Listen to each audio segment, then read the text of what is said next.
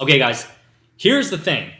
There is no available inventory right now. This has been in my whole career, and I've been in the real estate market for a long time. There has never been such a ridiculously low inventory than before. Okay, so for perspective, anything under 6 months of inventory is considered a seller's market.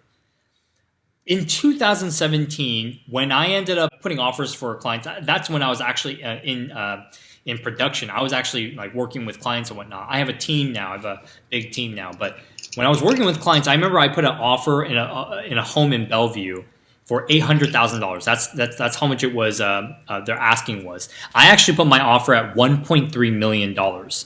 We were beat out by a cash offer at $1.6 million. That was 2017. That was the craziest market. And even then, we had like 1.9 months of inventory in King County. We have in the Northwest Multiple Listing Service, we have 0.89 months of inventory, guys. It is absolutely insane. Next.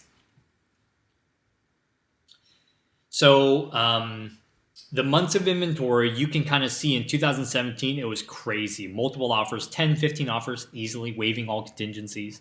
2018, it got better. 2019, it lowered again. 2020, it became bonkers through COVID. Bonkers, right? Like basically, sellers didn't want to sell, but there were a bunch of buyers who are just like waiting at home, like wives are looking at properties and they're like, oh my gosh, I want to buy a home now. And so demand increased, interest rates decreased, so demand increased even more, but then there wasn't enough homes to go around. Next. In Western Washington from 1 year ago, the appreciation was 17.1%. I cannot emphasize how ridiculous that is. That's so much. In a crazy market, you're looking at double digit, like 10% appreciation.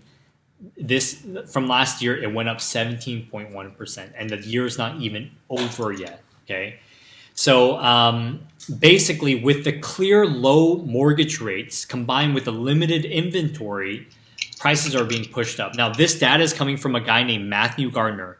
Guys, I'm very meticulous on who the data source is. Matthew Gardner is one of the best out there. He predicted the last crash, so that's why I go to him for all the information. So his prediction, this is not my prediction, guys. I'm not that smart.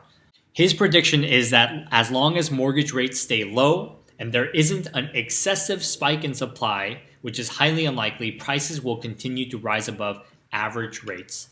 That said, if this continues for far too long, we're going to have an affordability issue in many of these markets, which is already the case. Next.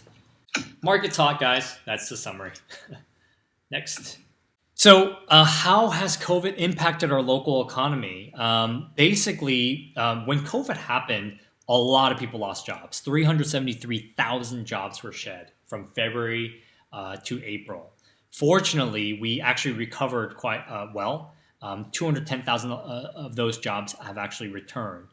But although unemployment levels remain elevated, which is at a current rate of 8.2%, we are actually healing quite well. And it may be slower, but a full recovery is to be expected, hopefully, here soon.